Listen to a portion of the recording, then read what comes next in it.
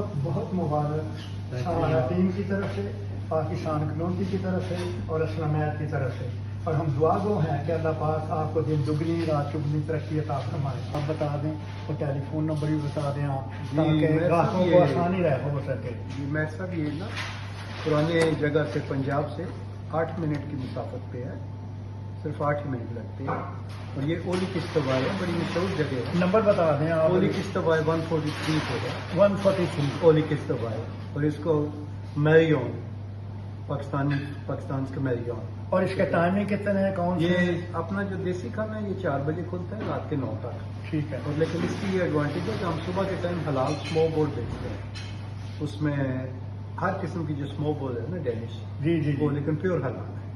वो सुबह के टाइम सर्व होती है और 3 बजे वो बंद हो जाता है। फिर 4 बजे हम ये जो अपना देसी खाना तो वीक में कितने दिन आपका ये रेस्टोरेंट हर खुला? रोज खुला है, 7 दिन 7 दिन। 7 दिन खुला है। अल्लाह आपको बरकत दे, हाँ। कामयाबी से हमकनार करे। हमें सारा टीम आज एक ऐसी शख्सियत का इंटरव्यू रिकॉर्ड करने जा रहे हैं तो जो डेनमार्क में बिजनेस, कारोबार और सोशल वर्कर की हैसियत से एक जानी पहचानी शख्सियत है। और इनका सियासत से भी ताल्लुक है, और ये इंटरनेशनल सियासत और पाकिस्तान की मौजूदा सूरत हाल पर सहारा टीम आज इनका एक इंटरव्यू रिकॉर्ड करेगी जो कि बहुत दिलचस्प होगा। और उम्मीद है कि सुनने वाले इसे पसंद फरमाएंगे। और इसी तरह की आइंदा एक दूसरी शख्सियत को हम मदऊ करेंगे और उनका इंटरव्यू आप तक पहुँचाने के लिए इखलास और उर्दू की खिदमत के जज्बे के तहत, पाकिस्तान कम्युनिटी की खिदमत के जज्बे के तहत सहारा टीम इस काम को जारी और सारी रखेगी।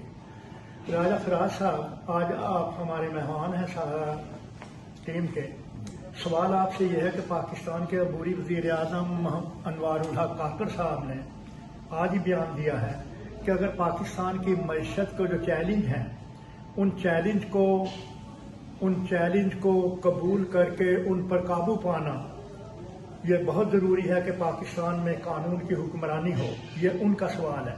लेकिन यहाँ सवाल ये पैदा होता है कि क्या पाकिस्तान में कानून की हुक्मरानी नहीं है जो उन्हें ये कहना पड़ा? जी बिस्मिल्लाहिर्रहमानिर्रहीम। सबसे पहले तो मैं आपका और सुल्तान गोंदलकर साहब का और इनकी सारा टीम का शुक्रिया अदा करता हूँ कि जिन्होंने आज मुझे मौका फराहम किया। जो सवाल आपने किया मैं साहब, उसका मकसद ये है कि जो हमारे वज़ीर आज़म है वो बिल्कुल बजा फरमा रहे हैं कि पाकिस्तान में हुक्मरानी नहीं है। वहाँ जितनी अशरफिया बैठी हुई है उनके लिए कोई कानून नहीं है। इसीलिए अभी आप देख लें कि पिछली 16 महीने की हुकूमत देख लें, उससे पहले 3.5 साल की हुकूमत देख लें PTI की। जिस वक्त आप किसी ऐसी शख्सियत को हाथ डालते हैं पकड़ने के लिए या उसने करप्शन की होती है तो उसके लिए अदालतें हमारी उसे स्टे दे देती हैं। और इसी तरह हमारे पाकिस्तान का नुकसान हो रहा है।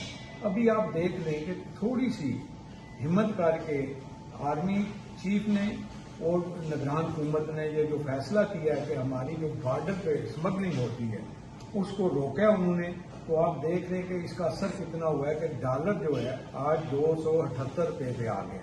यही डॉलर 310 से भी क्रॉस हो गया था। लेकिन इन्होंने जिस वक्त ये बॉर्डर की, तो सबसे ज्यादा जो हमारे मुल्क को नुकसान हो रहा है वो जो है ये करप्शन हो रही है, या जो माल स्मगल हो रहा है, डॉलर स्मगल हो रहा है, चीनी स्मगल हो रही है अफगानिस्तान लेके जा रहे हैं। और ईरान से जितना पेट्रोल आ रहा है, आप अभी भी चले जाएं कोयटा में पेट्रोल जो बिक रहा है मार्केटों में या वहाँ कोयटा शहर में, वो 200 रुपये लीटर है, 220 रुपये लीटर है।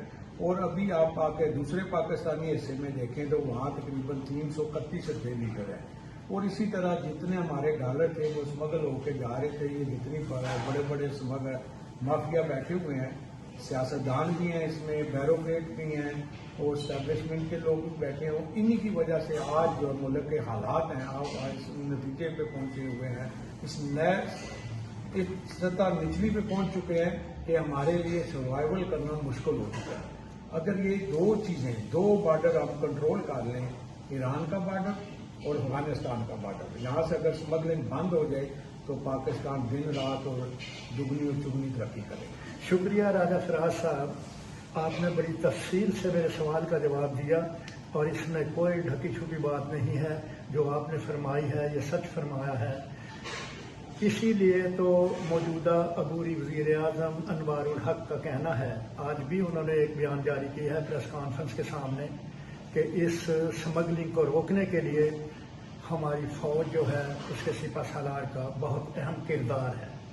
تو آپ سمجھتے ہیں کہ اس سیاستدان جو ہیں اس کام میں ناکام دکھائی دیتے ہیں؟ بالکل. دیکھیں سیاست، کیونکہ ہمارے پاکستان میں سیاستدان آپس میں بیٹھ نہیں سکتے. یہ صرف اس وقت آپس میں بیٹھتے ہیں جس کے وقت ان کے اپنے مفاد ہوں. آپ دیکھ لیں قومی اسمبلی میں کوئی بھی بل آئے گا جو ان کی مفاد کا ہوگا، ان کے فائدے کا ہوگا، اس میں اپوزیشن اور حکومت دونوں مل کے بیٹھیں گے اور بل پاس کریں گے. لیکن عوام کے لیے یہ اکٹھے نہیں بیٹھیں گے، عوام کے فائدے کے لیے کبھی بھی اکٹھے نہیں بیٹھیں گے. جس وقت تک یہ اکٹھے نہیں بیٹھیں گے ہمارے مسائل حل نہیں ہوں گے. اور چیف آف آرمی اسٹاف نے جو قدم اٹھایا تھا معیشت کے لیے، بالیسے کے لیے، تو اس پہ بالکل وہ کاربند ہے. اور اسی وجہ سے ہمارے ملک سے دہشت گردی بند ہوگی کہ ہمارا چیک اینڈ بیلنس جو ہے افغانستان کے بارڈر پہ ہوگا. اور جتنے غیر قانونی لوگ پاکستان میں ہیں ان کا انخلاء بہت ضروری ہے. جن کے پاس پیپر موجود ہے وہ رہیں، لیکن جو غیر قانونی آتے ہیں وہ وہاں دہشت گردی کرتے ہیں. ابھی آپ دیکھ لیں کہ جتنے بم دھماکے ہو رہے ہیں، جو کچھ بھی ہو رہا ہے ان کی کڑیاں جو ہے افغانستان سے مل رہی ہیں. تو اس لیے ہمیں سوچنا چاہیے کہ ہمیں بھی یہاں، ہم اوورسیز یہاں رہ رہے ہیں، ہمیں پتہ ہے کہ افغانستانی لوگ ہیں وہ تو ہمارے ساتھ بیٹھنا پسند نہیں کرتے، لیکن ہم نے ان کی کتنی خدمت کی.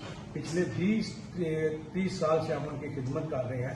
کم از بیش 30 ملین جو ہے وہ افغان مہاجرین پاکستان میں رہ رہے، 3 ملین کے قریب ہے، بلکہ جو رجسٹرڈ ہے باقی چھوڑ کے. لیکن وہ ہمیشہ ہماری مخالفت کرتے ہیں. میں ایک مثال آپ کو دے دیتا ہوں. آپ افغانستان میں اگر ویزے کے بغیر 2 مہینے رہے مجھے بتا دیں تو میں آپ کو مانوں گا، لیکن وہ تو ہمارے گھر کرتے ہیں ہمارے شہروں میں. لیکن جس وقت ہم ان پہ ہاتھ ڈالتے ہیں تو ہمارے کبھی مولانا فضل مان صاحب باہر آ جاتے ہیں، کبھی اور کوئی آ جاتے ہیں کہ ان کے ذاتی وفات ہو جائے. تو ہمیں بالکل اس میں اسٹیبلشمنٹ کا، آرمی کا ہمیں ساتھ دینا چاہیے اور ان لوگوں کو بالکل چیک اینڈ بیلنس کے ذریعے ان کو گورنمنٹ قانونی دائرے اختیار میں لا کر قانون کے مطابق یہ رہے پاکستان میں، اور اس سے ہماری طرف. تو یہ ایک آسان اقدام اٹھایا جا رہا ہے اس وقت، جو 1 ملین افغانی جو ہیں ان کو تاریخ دے دیا ہے کہ اس تاریخ تک پاکستان سے چلے جائیں، کیونکہ نہ ان کے پاس ویزا ہے نہ کوئی اور رجسٹرڈ کاغذات ہیں. تو اب کچھ لوگ جا بھی رہے ہیں. تو یہ لوگ جو جائیں گے تو میرا خیال ہے کہ یہ جو دہشت گردی ہے اس میں کمی آ جائے گی. لیکن میں صاحب یہ تو 100% ہے کہ جس وقت یہ لوگ چلے جائیں گے جو غیر قانونی رہ رہے ہیں، غیر قانونی، اس سے دہشت گردی میں بھی کمی آئے گی. لیکن اس چیز میں ایک ضرور ہماری گورنمنٹ کو ایک فیصلہ کرنا چاہیے کہ کچھ لوگوں کو، جو ہمارے اداروں میں لوگ بیٹھے ہوئے ہیں جس طرح نادرا میں ہیں، انہوں نے جن لوگوں کو ذیلی شناختی کارڈ بنا کے دیے ہیں، اس سے بھی ان لوگوں کو بھی نشان عبرت بنانا چاہیے کہ ان کو سزائیں دیں جن لوگوں نے افغانیوں کو یا بنگلہ دیشیوں کو یا کسی اور رشوت لے کر جو شناختی کارڈ جاری کی. بالکل شناختی کارڈ انہیں دیے ہیں، ان کو بھی بالکل سزا ملنی چاہیے. جس وقت تک آپ ان افسروں کو سزا نہیں دیں گے اس وقت تک یہ دہشت گردی اور یہ غیر قانونی کام ختم نہیں ہوگا. اس کے لیے ضروری ہے کہ انہیں سزا دی جائے. شکریہ جناب راجہ فراز صاحب، آپ بہت پیاری اور اچھی اور معلوماتی گفتگو سننے والوں تک پہنچا رہے ہیں. آپ کاروباری ہیں اور سوشل ورکر ہیں.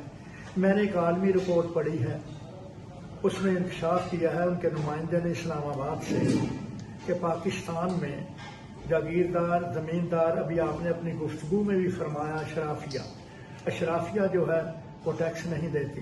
غریب آدمی ماچس کی ڈبیاں بھی اگر خریدے، رپورٹر نے بتایا ہے کہ اگر وہ 300 کروڑ کا کوئی چیز پاکستان میں خریدتا ہے، عالمی میڈیا کے رپورٹر نے بتایا ہے، تو 40% وہ غریب آدمی خریدنے والا حکومت کو 40% 300 روپے کی چیز کے اوپر 40 روپے جو ہے وہ ٹیکس دیتا ہے. بالکل آپ کی بات. اور امیر آدمی ٹیکس نہیں دیتا. اور اسی حوالے سے میں بات کو آگے لے کر جا رہا ہوں.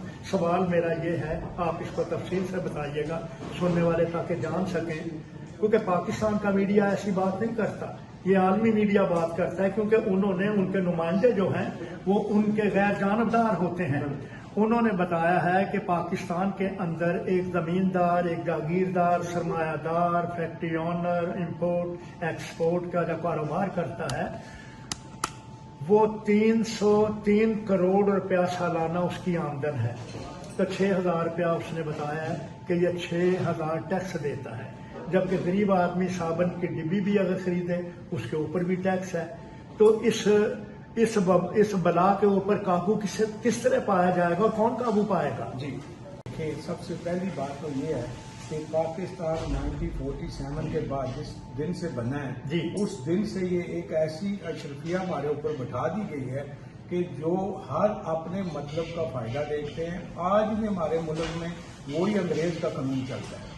آپ دیکھ لیں، ڈی سی کو گھر مفت، اے سی کو گھر مفت، بجلی مفت، پانی مفت. اسی طرح جتنے بیوروکریٹ ہیں، جتنے آرمی آفیسرز ہیں، جتنے جوڈیشری ہے، ان سب کو آپ دیکھ لیں. اگر ایک چیف جسٹس ریٹائرڈ ہوتا ہے تو اسے کم از کم 2,000 یونٹ مہینہ بجلی فری، 3-4 ملازم فری، اور وہ گورنمنٹ کے کھاتے میں ان کو تنخواہ ملتی ہے. حالانکہ ان کی تنخواہ آپ دیکھیں کہ لاکھوں میں ان کی تنخواہ ہے اور ان کے کروڑوں میں بزنس لد ہے، لیکن یہ اپنے آپ پیسہ دینے کے لیے تیار ہی نہیں ہے.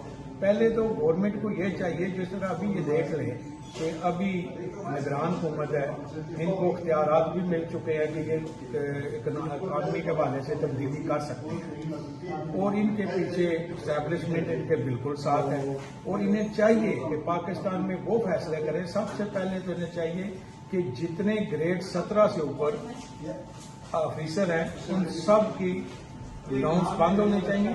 جی، وہ اپنا کرایہ خود دیں. جی، اگر انہیں 10% یا کچھ انہیں کرائے کی مد میں آپ زیادہ دے دیں بجلی کا، وہ رہے، لیکن یہ نہیں کہ بالکل فری. آپ دیکھیں، کبھی آپ دیکھیں کہ پاکستان میں آپ کو مثال دیتا ہوں، لاہور میں کوٹرا اسٹیڈیم ہے. کوٹرا اسٹیڈیم اس کی جتنے دکانیں ہیں ان کا فکس بل ہے بجلی کا. وہ فکس بل پتہ ہے کتنا ہے؟ آج سے تقریباً 10 سال پہلے میری بات ہوئی تھی، ابھی نہیں پتا کیا آپ کی پوزیشن ہے. ایک دکان کا صرف 10,000 روپیہ بل ہے. تو وہ دکانیں آپ دیکھیں وہاں سینٹر وہ کتنا چلتا ہے لاہور میں، اور اس کی بجلی کی کھپت دیکھیں. اور سب سے زیادہ جو چوری کی بجلی ہوتی ہے یہ بڑے لوگ چوری کرتے ہیں. غریب لوگ بیچارے تو کہاں چوری کریں گے؟ اگر ان کے پرچہ ہوگا تو وہ چارے تو اپنی چیزیں چلے رہے گا. لیکن اس کے لیے ضروری ہے کہ قانون سازی ایسی کی جائے. ان کے پاس اختیارات ہیں نا، یہ کل فیصلہ کر لیں کہ کسی کو فری بجلی نہیں ملے گی.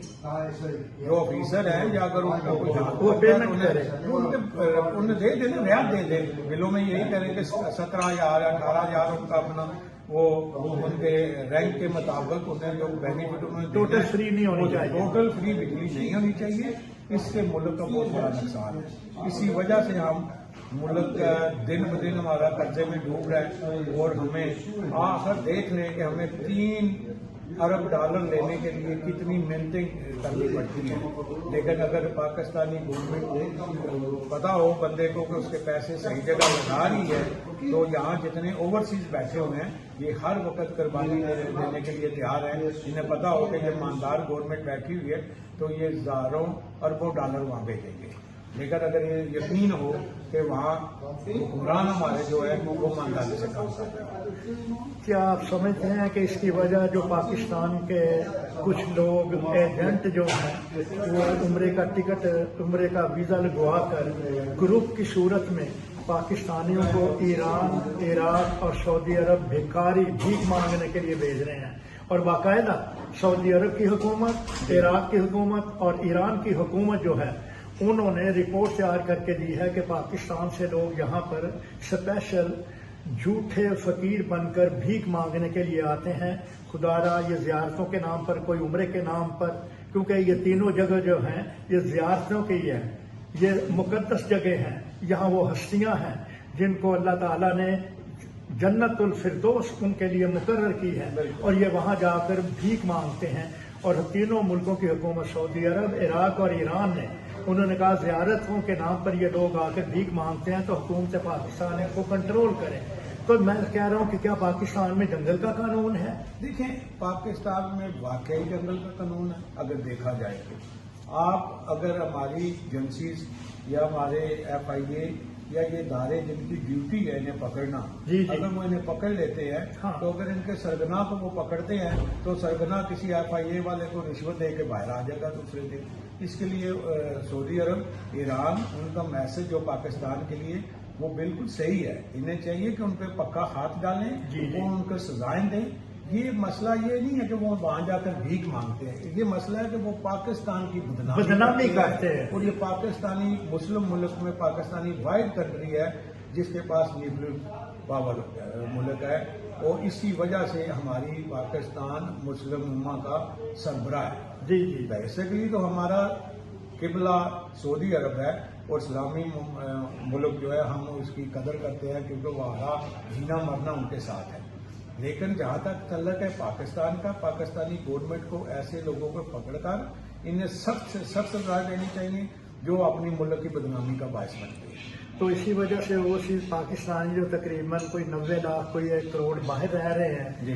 तो यहाँ पर दूसरे अरब ममालिक के लोग हमें उस निगाह से नहीं देखते हैसियत एक इंसान के। क्यों कि ये खबरें अरब अखबारों में भी शाया होती हैं। तो ये तो हम अंदरून मुल्क और बैरून मुल्क इनकी वजह से हमारी इज्जतों पर फर्क आ रहा है और हमें ये एम्बेसडर कहते हैं। इज्जत है जो हम बयान कर रहे हैं, अभी आप फरमा रहे हैं जो सूरत हाल और तस्वीर आपने नक्शा खींचा है, तो खुदारा हुकूमत पाकिस्तान जो भी है, चाहे अबूरी है, अब इलेक्शन आएंगे। आप समझते हैं कि ये शफाफ और साफ इलेक्शन होंगे? देखें, पहली बात तो आपने कही है कि जिस तरह हमें ये एम्बेसडर कहते हैं, एम्बेसडर जो भी हुकूमत आती है वो कहती है कि ओवरसीज हमारी रीढ़ की हड्डी है, ये हमारे लिए रीढ़ की हड्डी का रुतबा रखते हैं। जी। और ये हमारे एम्बेसडर है।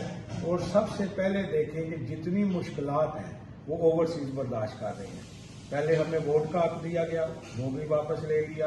हमारी जदादों पे वहाँ कब्जे होते हैं, उसके कोई पुरसाने हाल नहीं है। लेकिन हम फिर भी पाकिस्तान की मोहब्बत रखते हैं और पाकिस्तान के साथ हमारा जीना मरना है। हमने पाकिस्तान को अगर तकलीफ होगी तो हमें पहले तकलीफ होगी। अपनी कौमी एयरलाइन PI की बात कर रहे हैं कि जो कि अमरीका और यूरोप में फ्लाइट नहीं आ रही। अब आप देखें कि जो हुकूमत भी आई है, जी जी, जिसकी भी हुकूमत आई है, उन्होंने सियासी भर्तियां अपने तौर पर रिश्वत लेकर इतनी भर्तियां की हैं कि जहाज कम हैं और लोगों की जो सियासी रिश्वत लेकर भर्तियां की गई हैं उससे इसका दिवालिया निकला है। ये मेयर साहब आपने किस तरह गैप किया, ये का दिवालिया निकालने में सबसे ज्यादा जितनी हमारी सियासी पार्टीज हैं इनका किरदार सबसे ज्यादा है। इन्होंने इतनी सियासी भर्तियां PIA में की हैं कि वो बेचारी एयरलाइन वो थी जो प्रॉफिट में जा रही थी, अब वो एयरलाइन बन चुकी है तो जो खसारे में जा रही है। और अभी देख रहे रिसेंटली उनके पास तेल के पैसे नहीं है और कितनी दिन को उन्हें कितनी लोकल जो फ्लाइट्स हैं जो पाकिस्तान के अंदर जाती हैं उन्हें बंद करनी पड़ रही हैं इस वजह से कि उनके पास ईंधन के पैसे नहीं हैं। सबसे पहले तो हमें कोशिश करनी चाहिए और हमारी गवर्नमेंट को कोशिश करनी चाहिए कि कोशिश करके PIA को दोबारा बहाल करें। और ज्यादा इसके लिए बेहतर यही है कि इसको निजकारी की जाए PIA की, और निजकारी करके इसको एक एयरलाइन प्रॉफिट की तरफ जाएगी। और सबसे पहले इसका देखें, अगर आपके पास सबसे ज्यादा अभी कतर है जिनके पास सबसे ज्यादा जहाज है, लेकिन उनका मेरे ख्याल में अमला तकरीबन मेरे ख्याल में 7 के 8 हज़ार अमला है टोटल उनके जहाजों पे। लेकिन हमारे पास इतने जहाज नहीं है। हमारे पास तकरीबन 27,000 के करीब जो मुलाजमीन है PIA के, वो आज भी घर बैठे तनख्वाह ले रहे हैं। लेकिन PIA का खसारे की सबसे बड़ी वजह यही है। इसी वजह से हम पीछे जा रहे हैं। हमें कोशिश करनी चाहिए कि सबसे पहले इस गवर्नमेंट को चाहिए जो ओवरसीज से इन्हें मदद चाहिए, ओवरसीज इनके साथ हर किस्म का काम करें। हमारे बच्चे यहाँ पर पढ़े लिखे हैं, इंजीनियर हैं, डॉक्टर हैं, ओवरसीज जो यहाँ पर मजदूरी के लिए आए थे, दूसरी तीसरी नस्ल जब ये बातें सुनती है, देखती है, पढ़ती है और टेलीविजन चैनल ये बातें बताते हैं, आलमी मीडिया बताता है, तो गर्मी की छुट्टियां जो यहाँ यूरोप में हर आदमी को कानूनी तौर पर मिलती हैं وہ یورپ میں چلے جاتے ہیں، وہ پاکستان جانا پسند نہیں کرتے. جی. تو یہ نقصان کس کا ہے؟ ملک کا، یہ ہمارے امبیسڈروں کے بچوں کا جنہیں ہم امبیسڈر کہتے ہیں. دیکھیں امبیسڈر جتنے بھی آئے ہیں، خاص طور پہ ہم کوپن ایلن میں رہ رہے ہیں، یہاں جتنے بھی امبیسڈر آئے ہیں اس میں سب امبیسڈر نے مل کے بڑی کوشش کی ہے. اس کو آسان کیا، انہوں نے ویزے کے لیے ساری کوشش کی، آپ بھی کر رہے ہیں. لیکن پرابلم یہ ہے کہ ہمارے بچوں کو پاکستان میں جس وقت جاتے ہیں تو وہ کہتے ہیں ہمیں وہاں تحفظ نہیں ہے، سیفٹی نہیں ہے. جس وقت وہ ایئرپورٹ پہ جاتے ہیں تو وہاں جو عملہ بیٹھا ہوا ہے ان کے اخلاق سے، برتاؤ کی وجہ سے یہ بچے وہاں جانا پسند نہیں کرتے. یہی بچے آج دیکھ لیں ترکی ہے، یہاں کے جتنے بچے ہیں تقریباً یہاں 35,000 پاکستانی آبادی ہے. تو 35,000 سے کم از کم 20,000 ہر سال جو لوگ ہیں وہ ترکی جاتے ہیں چھٹیاں گزارنے کے لیے. اپنے ملک میں نہیں جاتے، اپنے ملک میں ہم جاتے ہیں. جو پہلے یہاں لوگ آئے تھے اور یا ہمارے بزرگ جو ہیں وہ جاتے ہیں ان کا پیچھے. لیکن جتنی ینگ جنریشن یہاں پیدا ہوئی ہے وہ وہاں جانا پسند اس لیے نہیں کرتے کہ وہاں قانون کی حکمرانی نہیں ہے. اور خاص طور پہ ہمیں چاہیے کہ ایئرپورٹ پہ ایسے عملہ بٹھائیں، ایسا عملہ ہو جو اخلاق کے ساتھ آپ کے ساتھ گفتگو کرے، پیار سے آپ کے ساتھ گفتگو کرے. تو یہی بچے دیکھیں یہ ہمیشہ چھٹیاں گزارنے کے لیے پاکستان جائیں گے اور وہیں جا کر کام کریں گے. میں چھوٹا سا آپ کو ایک واقعہ بتاؤں. میری ڈاکٹر سے ملاقات ہوئی لاہور میں، ان کا ماڈل ٹاؤن میں کلینک تھا.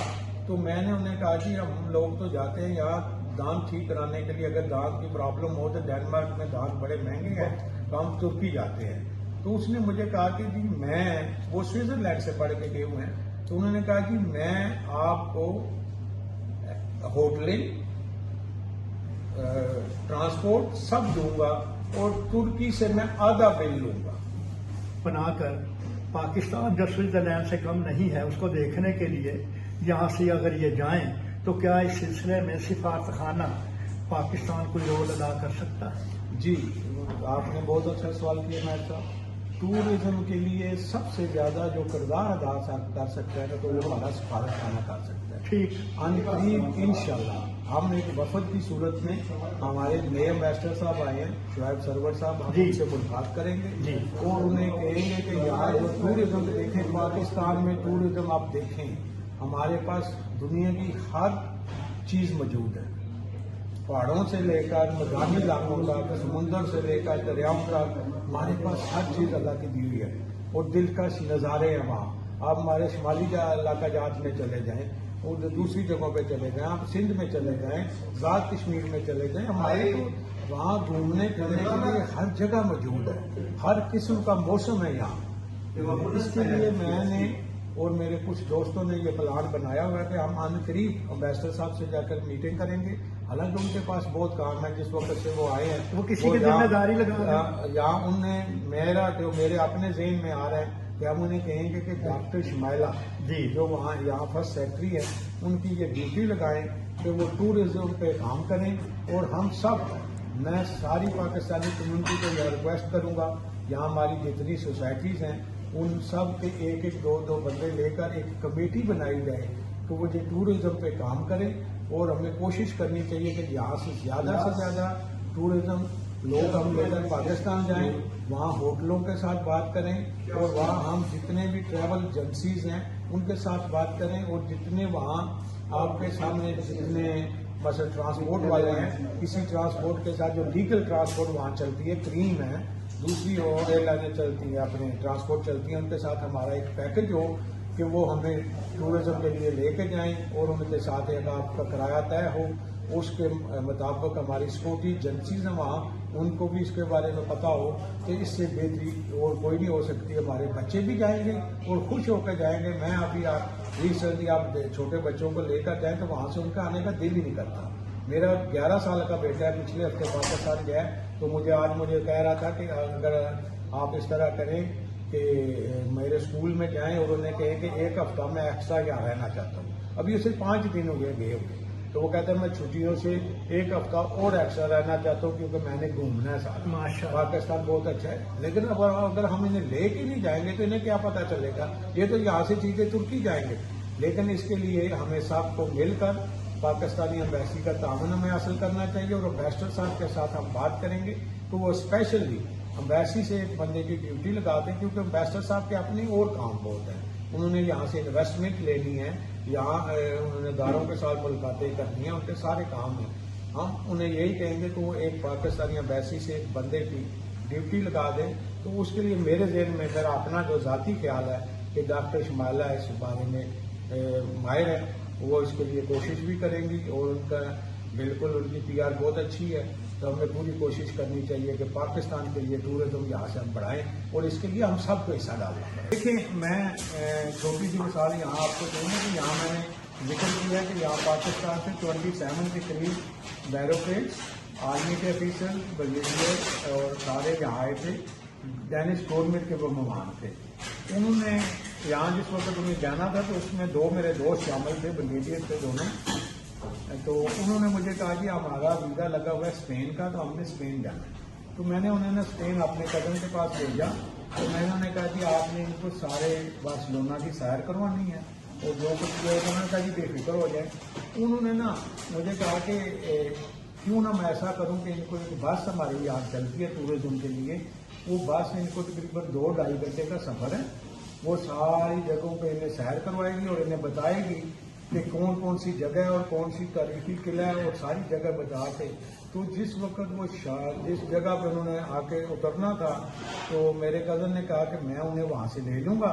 तो जिस वक्त उन्होंने उनको वहाँ से लिया तो उन्होंने मुझे फ़ोन करके बताया ब्रिगेडियर साहब ने कि देखें, जितना जाए हमने बस पे किया ना, इतना हम कार पे भी जाते तो इतनी जगहों पे हम नहीं जा सकते थे।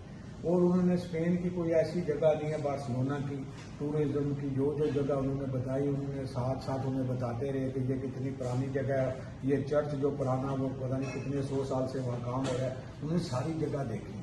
जो सवाल किया आपने यहाँ की टूरिज्म हमारी ट्रैवल एजेंसियों, तो इनमें बिल्कुल हम इनके पास भी जाएंगे। और मुझे वैसे एक उम्मीद है कि एक लड़का है, उसका नाम है वहीद, वो दाऊद के साथ काम कर रहा है। दाऊद का मेरे में कज़न है, इंडस ट्रैवल। उसको पाकिस्तान की बहुत ज़्यादा मालूमात है। मेरी कोशिश होगी कि मैं उससे और उसके चंद साथियों को, जिस तरह खबर है एरो ट्रैवल वाले हमारे शाह साहब हैं, इनको के साथ बात करके हम पाकिस्तान के लिए कोई ऐसा सिस्टम बना सकें कि यहाँ इनके जरिए टिकटें हों और वहाँ हम डबल डेकर बस लें। वहाँ ड्राइवरों की बसें आपको अच्छी कीमत में मिल जाएंगी। और हम कोशिश करेंगे अगर पहले टूरिज्म लेकर हम जो जाएं उसमें अगर हमें लॉस भी होता है तो कोई फर्क नहीं पड़ता। हम यहाँ मुखैर हज़रात हमारे काफ़ी जानने वाले हैं, अच्छे दोस्त हैं, जो अपनी जेब से पैसे डाल भी देंगे। और ये पाकिस्तान के लिए ज़रूरी है कि हमें कोशिश करनी चाहिए कि ऐसे लोगों को शामिल करें जो अपने मफाद छोड़कर पाकिस्तान के लिए काम करें। पाकिस्तान ने हमें बहुत कुछ दिया, हमने पाकिस्तान को कुछ नहीं दिया। हमें कोशिश करनी चाहिए कि अब हमारी बारी है पाकिस्तान को देने के लिए। राजा फराज साहब, हम क्लोजिंग की तरफ जा रहे हैं और ये आखिरी सवाल है कि अबूरी वज़ीर आज़म अनवारुल हक काकर साहब कह रहे हैं कि हम किसी सियासी पार्टी को इलेक्शन के वक्त पाबंदी नहीं लगाएंगे, सब पार्टियों को इजाज़त देंगे। तो सियासी पार्टियों में PTI भी शामिल है। तो आप इमरान खान का मुस्तकबिल क्या देखते हैं? देखें, इमरान खान का मुस्तकबिल रोशन है। देखें, सियासतदान वही है जो अपनी वाम में रहता है। इमरान खान वो पाकिस्तान का पहला सियासतदान है कि जिसने कोई डील करने से इनकार किया है। आज भी वो पाकिस्तान में बैठा हुआ है। वो कहता है कि मैं पाकिस्तानी कानून के मुताबिक जो भी फैसला होगा मैं इसी वाम में रहूंगा, मैं यहाँ ही यहीं रहूंगा, उसकी कोई प्रॉपर्टी बाहर नहीं है, जो कुछ हो रहा है उसका पाकिस्तान में है। जहाँ तक है हमारे निगरान वज़ीर का तल्लक है कि उन्होंने कहा कि सब सियासी पार्टियों को इजाज़त होगी इलेक्शन लड़ने की, लेकिन इसके लिए पता चलेगा मैं साहब जिस वक्त इलेक्शन शेड्यूल का ऐलान होगा। अभी इलेक्शन शेड्यूल का ऐलान नहीं हुआ। अभी तो उन्होंने कहा कि हम इलेक्शन करेंगे, लेकिन अभी देखें कि PTI वालों ने जलसे की इजाज़त मांगी थी लाहौर में नहीं मिली, लेकिन DC साहब ने इजाज़त नहीं दी। DC साहब को कोई ऐसा बंदा है कि वो इजाज़त किस लिए नहीं दे रहे? क्योंकि सुप्रीम कोर्ट ने आज उसे कहा ना, हाई कोर्ट लाहौर ने कहा है DC साहब को कि 2 दिन के अंदर फैसला करके बताएं कि आप इजाज़त क्यों नहीं दे रहे। अगर आप PTI को इजाज़त नहीं दे रहे तो वहाँ किसी भी और सियासी पार्टी को जलसा करने की इजाज़त नहीं होगी। جہاں تک تعلق ہے 9 مئی کا واقعہ، اس کی سب مذمت کرتے ہیں. ان لوگوں کو کڑی سے کڑی سزا ملنی چاہیے، اور ان لوگوں کو بھی سزا ملنی چاہیے جو بغیرت لوگ یہ کہتے ہیں کہ دہشت گردی کے پیچھے وردی ہے. ایسے لوگوں کو بھی سزا ملنی چاہیے. پاکستانی فوج ہماری ہے، ہم پاکستانی فوج کے ہیں.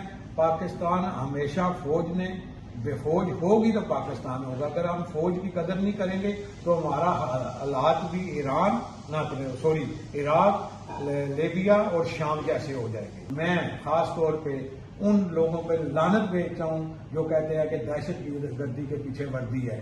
پاکستان زندہ باد، پاک فوج زندہ باد. راجہ فراز صاحب، ایک بات کی کلیئرنس کر رہا ہوں، میں شاہد ہوں جس وقت پی ٹی آئی نے سفارت خانہ پاکستان کے سامنے احتجاج کیا تھا اور وہاں ایک خاتون نے یہ بات کی تھی جو ابھی آپ نے دہرائی ہے کہ وردی کے دہشت گردی کے پیچھے وردی ہے. تو آپ نے ایک واحد آدمی تھے وہاں پر سینکڑوں آدمیوں میں کہ جنہوں نے کہا تھا کہ جو پاکستان کی فوج کے خلاف نعرہ لگائے گا میں اس کا مخالف ہوں اور میں اس کو برداشت نہیں کروں. بالکل میں نے یہ آپ واحد آدمی تھے میرے سامنے. میرے ساتھ چودھری شوکت صاحب ہوئے تھے اور ہم نے یہ برملا کہا تھا وہاں کہ پاکستانی فوج کے بارے میں اگر کوئی نعرہ لگائے گا تو ہم اس کے ساتھ نہیں ہیں. پاکستانی سفارت خانہ ہمارا ہے، ہمیں چاہیے کہ پاکستانی سفارت کے ساتھ مل کر کام کریں. ہمیں یہ زیب نہیں دیتا کہ ہم اپنی حکومت کے خلاف پاکستانی سفارت خانے کے سامنے بیان کریں. میں ایسی چیزوں کو پسند نہیں کرتا. بہت شکریہ جناب راجہ فراز صاحب. میں آپ کا اور آپ کی ساری ٹیم کا اور سارا کی ٹیم کا شکریہ ادا کرتا ہوں. ہم انشاءاللہ پھر وقت نکال کر دوبارہ آپ کو مدعو کریں گے. بہت شکریہ.